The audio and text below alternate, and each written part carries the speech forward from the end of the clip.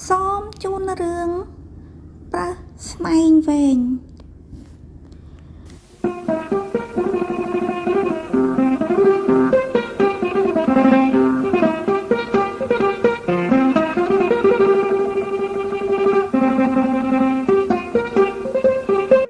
នៅក្នុងព្រៃស្រោងមួយមានប្រើស្ទាវមួយទើបនឹងធំពេញរូបរាងឥឡូវវាឈប់ដើរតាមមេដើម្បីដើរស្វែងរកស្មៅឬត្រួយរុក្ខជាតិដូចមុនទៀតហើយពេលនេះវាមានសេរីភាពពេញលេញក្នុងការដើរហើរវាដើរកាត់វាលស្មៅតាមជើងភ្នំធ្លាក់ដល់ទីវាលជួនកាលកាត់ព្រៃតូចធំជ្រោះជ្រលងដងអូប្រើសប្បាយចិត្តណាស់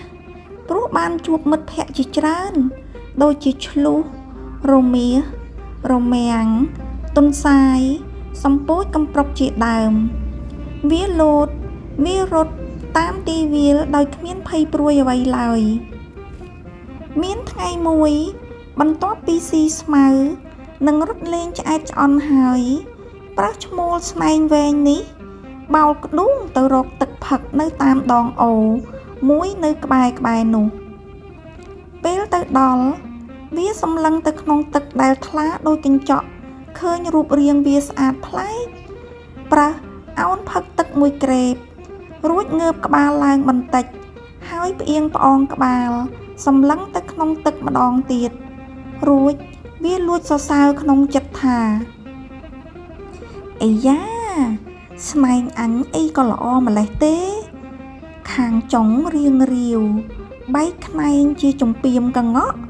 ប្រៀបបានដូចជាផ្កាថ្មដែលដុះនៅក្នុងបាតសមុទ្រហើយ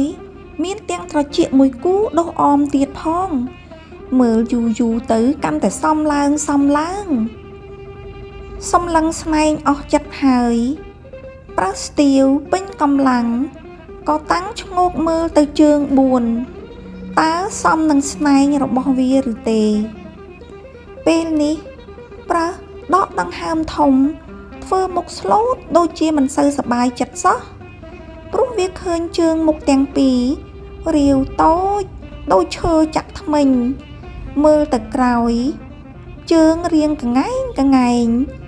មានទាំងក្បាលជង្គង់ត្រម៉ែងផងគ្មានសមអីត្រង់ណាបន្តិចសោះពេលឃើញជើងដូច្នេះ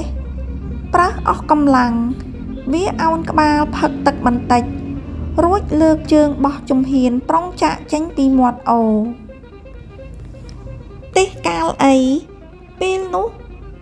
ប្រើសកំពុងឈរអួតខ្លួននឹងស្នែងតូចចិត្តនឹងជើង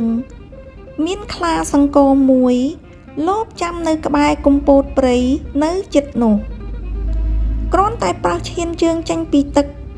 ខ្លាស្ទុះដេញភ្លាមប្រើសឃើញភ័យណាស់ខំរត់ចេញពីការយាយីរបស់ខ្លាគេចពីវាលចេញមកដល់ព្រៃគុម្ពោតមួយបានដូចចិត្តឯខ្លាក៏ចេះតែតាមប្រកិតពីក្រោយតែចៃដន្យ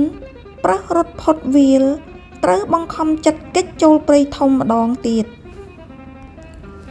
มันបានប៉ុន្មានជំហានផងប្រើសស្ទុះទៅតាក់ស្នែងដ៏ល្អរបស់គេនឹងមេឃឈើជាប់ខ្លា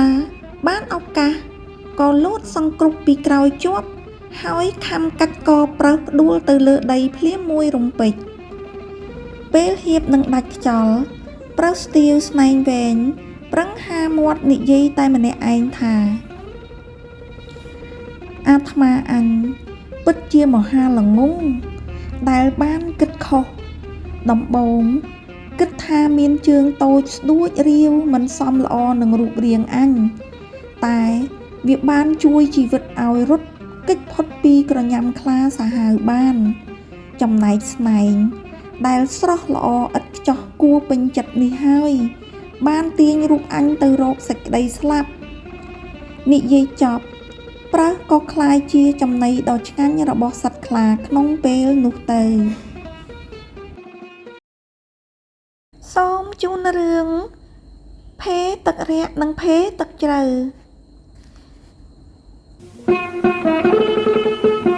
Thank you.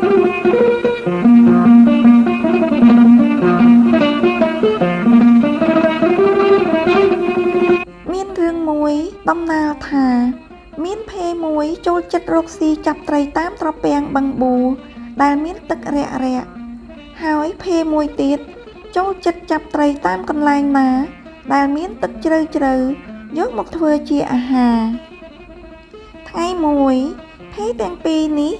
បានជួបគ្នាដោយចៃដន្យពេលកំពុងរកចំណីក្នុងបឹងមួយដែលសម្បូរត្រីភេទាំងពីរបានសុំគ្នាធ្វើជាមិត្តហើយបានសន្យារកស៊ីចូលគ្នាដោយចែកហ៊ុនស្មើគ្នាមានពេលមួយភេទឹកជ្រៅមុជចូលទៅក្នុងអន្លង់បឹងដេញត្រីរស់ធំមួយប្រកាត់ពីក្រោយត្រីនោះភ័យពេកក៏គេចមកទឹករាក់ជួបនឹងភេទឹករាក់ត្រីរស់នោះត្រូវភេទាំងពីរចាប់បានហើយនាំគ្នាអស់ឡើងលើគោកដើម្បីចែកគ្នាឆីពេលនោះភេទឹកជ្រៅកើតចិត្តលោភលន់ចង់បានចំណែកក្បាលហើយធំទៀតចំណែកភេទឹករាក់ក៏ចង់បានចំណែកខាងក្បាលដែរវានិយាយថាកុំតែអញចាំស្ទាក់នៅទឹករាក់កុំអីអាត្រីរស់នឹងវារួចទៅហើយភេទឹកជ្រៅមិនសុខចិត្តក៏លើកហេតុផលប្រាប់ទៅភេទឹករាក់វិញដែរថាអេអញជាអ្នកមុជដេញត្រីរស់ពីអន្លង់ជ្រៅមកហើយបើដូច្នេះចំណែកក្បាលត្រូវបានមកអញភេទាំងពីរឆ្លោះប្រកែកគ្នាចុះឡើងមិនដាច់ស្រេចក៏អស់ត្រីទៅរកចចកដើម្បីកាត់សេចក្តីឲ្យពេលជួបចចកភេទាំងពីរក៏សារសាប់ប្រាប់ពីដំណើររឿងពីដើមរហូតដល់ចប់ចចកជាសត្វលោភលន់មានល្បិចក្រោយពីបានដឹងរឿងរ៉ាវនេះមកវាយកកាំបិតមកកាត់ត្រីនោះជា3ចំណែករួចចចកចាប់ផ្ដើមចែកចំណែកទៅឲ្យភេទាំងពីរនេះចំណែកខាងក្បាលបានទៅបងភេទឹកជ្រៅព្រោះខំហត់នឿយចំណែកកន្ទុយជារបស់បងភេទឹករាក់ឯចំណែកកណ្ដាលខ្លួនជាថ្លៃឈ្នួលរបស់ខ្ញុំដែលជាអ្នកបែងចែកវានិយាយហើយវាក៏ស៊ីចំណែករបស់វាទៅភេទាំងពីរមើលឃើញថាការកាត់ត្រីបែងចែករបស់ចចកនេះមិនត្រឹមត្រូវសោះនឹកតូចចិត្តមានការសោកស្ដាយយ៉ាងខ្លាំងតែភេទាំងពីរនៅតែទាមទារជជែកគ្នាដណ្ដើមចំណែកក្បាលដែលនៅសល់នោះទៅវិញទៅមកភេទឹករាក់ក៏នាំភេទឹកជ្រៅទៅប្តឹងបងខ្លាត្រីកាលបើបានស្ដាប់ពាក្យបណ្ដឹងរបស់ភេទាំងពីររួចខ្លាត្រីសួរពីរឿងរ៉ាវខ្លះបន្ថែមទៀតក្រោយពីបានពិចារណាមួយស្របក់ខ្លាត្រីក៏និយាយថានឹងហើយចចកាត់ត្រីចែកបែបនេះវាមិនត្រឹមត្រូវតាមច្បាប់រកស៊ីចូលហ៊ុនគ្នាទេវាត្រូវតែចែកស្មើគ្នាតែដើម្បីស្មើគ្នាលុះត្រាតែយើងយកត្រីមកថ្លឹងតើបងភេយល់ព្រមតាមខ្ញុំទេភេទាំងពីរយល់ព្រម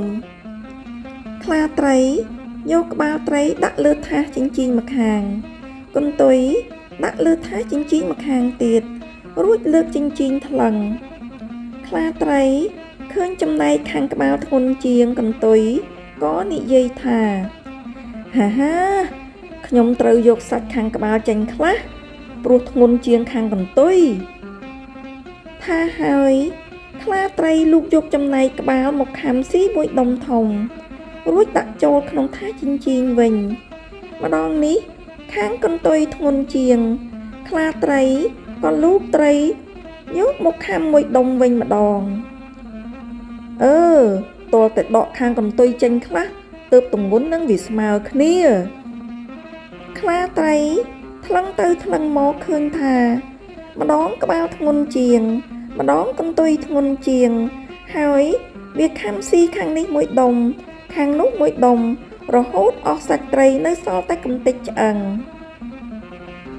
ខ្លាត្រីទម្លាក់ចិញ្ចៀងចុះវាលៀនអណ្ដាតមកលឹកដៃជើងមាត់វាឲ្យស្អាតរួចនិយាយចំអកទៅសត្វភេទាំង ពីរថាខ្ញុំជឿជាក់ថាការបែងចែកបែបនេះត្រឹមត្រូវយុត្តិធម៌ហើយដូច្នេះបងភេឯងទាំងពីររើសយកចុះណែខាងណាក៏បានដែរតាមតែចិត្តរៀងខ្លួនចុះខ្ញុំសូមអរគុណបងទាំងពីរហើយដែលយកចំណីដ៏ឆ្ងាញ់មកឲ្យខ្ញុំស៊ីនិយាយចប់ខ្លាត្រីវាដើរចេញបាត់ទៅភេទាំងពីរឃើញខ្លាត្រីស៊ីសាច់ត្រីរបស់ខ្លួនដែលខំប្រឹងរកនោះអស់សល់តែឆ្អឹងក៏មានចិត្តនឹកខឹងនិងខឹងជាពិសេសទៀតហ្នឹងគឺគំនិតល្ងង់ខ្លៅរបស់ខ្លួនដែលខ្វះការពិចារណាទីបញ្ចប់ភេទាំងពីរសម្លឹងមើលមុខគ្នាដោយសោកស្ដាយនៅកំហុសឆ្គងរបស់ខ្លួនពេលនោះភេទាំងពីរឃ្លានខ្លាំងណាស់គេក៏បានបែកផ្លូវចេញពីគ្នាទៅរកស៊ីរៀងខ្លួនចារឿងនេះចប់តែប៉ុណ្ណេះសបញ្ជាក់ឲ្យឃើញថានៅពេលដែលខ្វះការសាមគ្គីជាមួយគ្នាធ្វើឲ្យមានការខាតបង់យ៉ាងច្រើននេះហើយដែលមកពីការខ្វះការអត់ធ្មត់មិនស្រឡាញ់សាមគ្គីគ្នាចារឿងនេះចប់តែប៉ុណ្ណេះដែលបង្ហាញអំពីសត្វភេទាំងពីរល្ងង់ខ្លៅ